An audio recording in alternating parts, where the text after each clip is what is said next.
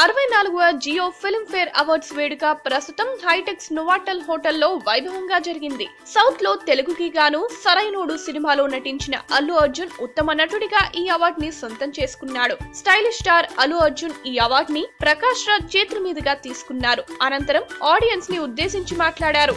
Sarainodu cinema నిర్మించిన Boyapati scene వల్లనే ఈ అవార్డు వచ్చిందని చెప్పారు. తర్వాత అందరినీ లేచి నిల్చోమని కోరారు. అందరూ లేచి నిల్చుండగా ఈ అవార్డ్ ని దాసరి నారాయణరావు గారికి అంకితం ఇస్తున్నా అని చెప్పగానే హాల్ అంతా చప్పట్లతో మారుమ్రోగింది. అల్లు అర్జున్ అవార్డ్ అందుకొని మాట్లాడుతుండగా ఆ సమయంలో వేదిక ముందు ఉన్న ఆడియన్స్ డీజే అని కేకలు వేయడం మొదలు పెట్టారు. వాళ్ళ కేకలకు స్పందించిన బన్నీ ఇలా అరిచి సభ్య సమాజానికి ఏం మెసేజ్ ఇద్దామని అని సరదాగా వారిని ప్రశ్నించి అక్కడ నుంచి వెళ్లిపోయారు. ఈ కార్యక్రమానికి అల్లు శిరీష్ మరియు పెళ్లి చూపులు హీరో విజయ్ దేవరకొండ హోస్ట్ గా వ్యవహరించారు.